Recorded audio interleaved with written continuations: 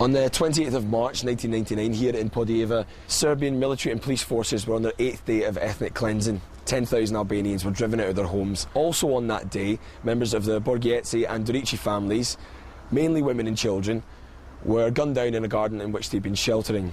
5 children, Saranda, Johanna, Fatos, Gen and Liri, survived the atrocity, though seriously wounded. And it was British soldiers who evacuated them eventually to Manchester, where they received treatment for their wounds, both mental and physical. And it's thanks to the care that they received in Manchester that the children themselves created the idea to build the Manchester Peace Park here in their hometown of Podijeva.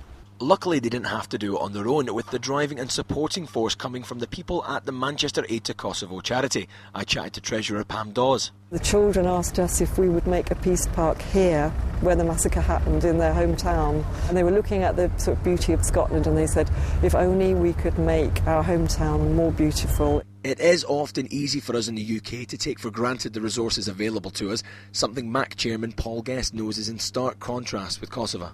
I think the community here in Kosovo, they've gone through hell, and when you're in that situation you tend to shut the doors and just focus on family.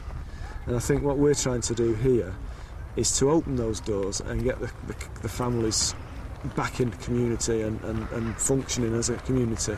The situation in Kosovo is not something that just happened in the late 90s. In fact, it's been safe to say there's been tensions here for thousands of years. However, that's not the point of our trip here. The point here is about reconciliation and peace, and very much about moving on.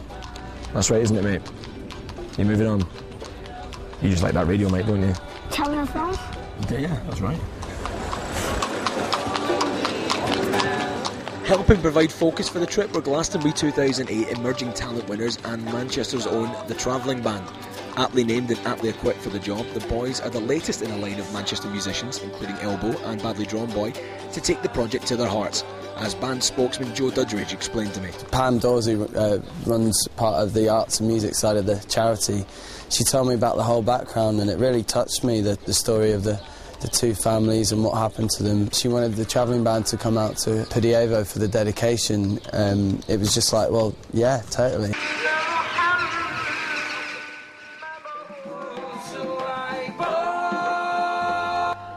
After honouring the memory of loved ones and the dedication at the park itself, the only fitting way to round up the day is with a concert and inviting the whole town. An excellent chance for everyone to enjoy the cross-cultural power of music, dance and entertainment, and also the best way for Podijeva to say thank you for their new park, and for Manchester to say thank you for including us in its dedication. And it is just a dedication, because there's still a lot of work to be done here at the park, as indeed there is to be done in Kosovo as a whole. One thing is certain though, the 2 communities of Manchester and Podijeva have created a very real and a very strong bond, and it's one that promises to offer much for the future. Gerry McLaughlin, Kosovo, reporting for Channel 9 News.